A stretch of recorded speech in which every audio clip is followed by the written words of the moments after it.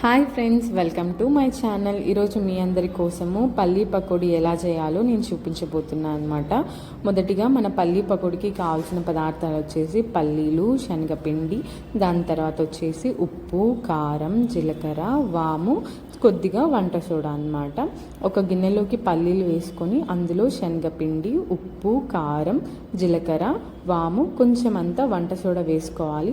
వేసుకున్న తర్వాత ఇవి మంచిగా కలిసేలాగా కలుపుకోవాలన్నమాట.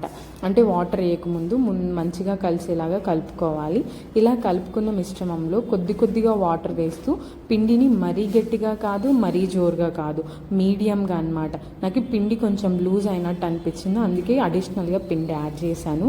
మీరు అలా కాకోకుండా తగినన్ని వాటర్ వేస్తూ మరీ గట్టికి కాకుండా మరీ లూజ్కి కాకుండా మీడియంగా ఉండేలాగా చూసుకోండి. అలాగే మనము దీంట్లో కొత్తిమీర, కరివేపాకు రెండు వేసుకొని మంచిగా మిక్స్ చేసుకుందాం. కొత్తిమీర, కరివేపాకు వేయడం వల్ల మంచి ఫ్లేవర్ వస్తుంది, మంచి టేస్ట్ కూడా వస్తుంది అన్నమాట. అలా కలిపిపెట్టిన పిండిని కొద్దిసేపు పక్కన పెట్టుకోవాలి. స్టవ్ ఆన్ చేసి దాని మీద బాండిల్ పెట్టి బాండిల్ హీట్ అయిన తర్వాత తగినంత ఆయిల్ వేసుకుందాం. ఆయిల్ హీట్ అయ్యేటప్పుడు మనకి మీడియం ఫ్లేమ్లోనే స్టవ్ ఉండాలన్నమాట. హై ఫ్లేమ్లో స్టవ్ ఉంటే ఏమవుతుందంటే వేసిన ఎమ్మటే పకోడా వేగుతుంది, కానీ మనకి లోపల మాత్రం వేగదనమాట, పచ్చిగా ఉంటుంది. అందుకే ఎప్పుడైనా ఫ్రైస్ చేసేటప్పుడు మనకి స్టవ్ మీడియం ఫ్లేమ్లోనే ఉండాలన్నమాట.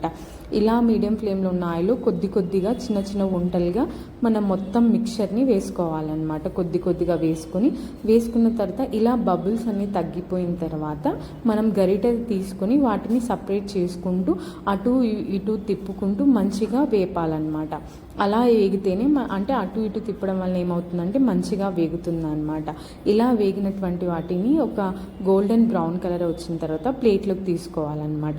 ఇలాగే మొత్తం మన దగ్గర ఎంత మిక్చర్ అయితే మనం కలుపుకున్నామో అంత ఆ పిండి మొత్తాన్ని ఇలా చిన్న ఉంటలుగా చేసుకొని చిన్నగా వేసుకోవాలి. ఇలా వేసుకున్న వాటిని ఈ బబుల్ అంతా తగ్గిన తర్వాతే గరిట పెట్టాలి. ముందే పెట్టడం వల్ల ఏమవుతుందంటే మనకి పిండి అనేది మొత్తం విడిపోతుంది అనమాట, గరిటకే అంటుకుపోతుంది. ఇలా బబుల్ తగ్గిపోయిన తర్వాత పిండి వేటి వాటికి సపరేట్ అయిపోతుంది అనమాట. ఇలాగే మన దగ్గర ఉన్నటువంటి పిండి అంతా కంప్లీట్ అయిన తర్వాత ఇలా బబుల్ తగ్గిపోయిన తర్వాత మనం వాటిని తీసుకొని ప్లేట్లోకి సర్వ్ చేసుకోవచ్చు అనమాట. ఈ చల్లని వాతావరణంలో ఈ వేడిగా పకోడీ తింటే చాలా అంటే చాలా బాగుంటుందండి. తక్కువ ఇంగ్రీడియంట్తో ఎంతో రుచికరమైనటువంటి ఈ పల్లీ పకోడా మీకు ఈజీగా ఒక 15 to 20 మినిట్స్లో రెడీ అయిపోతుంది. మీరు తప్పకుండా మీ ఇంట్లో ట్రై చేసి నాకు ఇది ఎలా వచ్చిందో కామెంట్ రూపంలో తెలియజేయండి.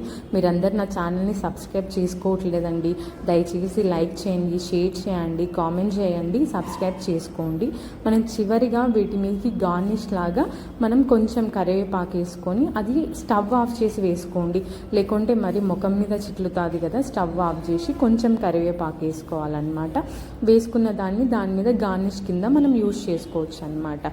అలాగే మనం 2 చీలికలుగా చేసినటువంటి పచ్చిమిర్చి కూడా సేమ్ ఇలాగే మీడియంగా ఫ్రై చేసుకోవాలి. మరీ డీప్ ఫ్రై ఉండొద్దు, మరీ పచ్చిగా ఉండొద్దు, కొంచెం బైట్ చేయగానే క్రంచీగా అనిపించాలి, అలాగా ఫ్రై చేసుకోవాలన్నమాట. పచ్చిమిర్చి కూడా మనం మీ అందరికీ నచ్చితే కంపల్సరీగా నాది వీడియోని షేర్ చేయండి. మీ ఫ్యామిలీస్కి మీరు ట్రై చేసి కంపల్సరీగా నాకు కామెంట్ కూడా చేయండి అనమాట, ఎలా ఉందో.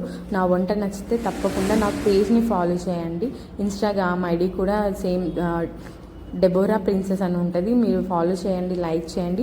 మీకు ఏమన్నా కొత్త వంటలు కావాలంటే కూడా కామెంట్ చేయండి, నేను తప్పకుండా మీకోసం చేసి చూపిస్తాను. మరి మీరు కూడా ఈ వంటని ట్రై చేస్తారని నేను అనుకుంటున్నాను. ట్రై చేసి నాకు కామెంట్స్ రూపంలో తెలియజేయండి.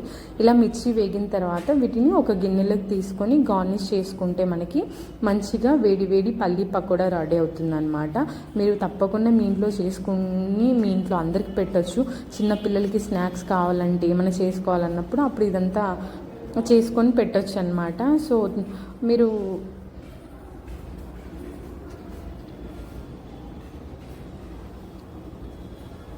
పచ్చిమిర్చి ఇలా వేగిన తర్వాత మనం సర్వ్ చేసుకొని తింటే చాలా బాగుంటుందండి. దీని మీద కొంచెం ఉప్పు అది చల్లుకున్నా కూడా ఇంకా మంచి టేస్ట్ని ఇస్తుంది. నేను వేసుకోవడం మర్చిపోయాను. మీరైతే అది రెడీ అయింది. Thanks for watching.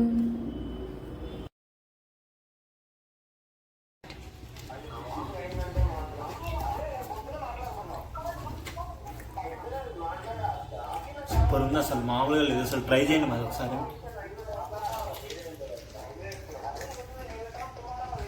మామూలుగా లేదు అసలు.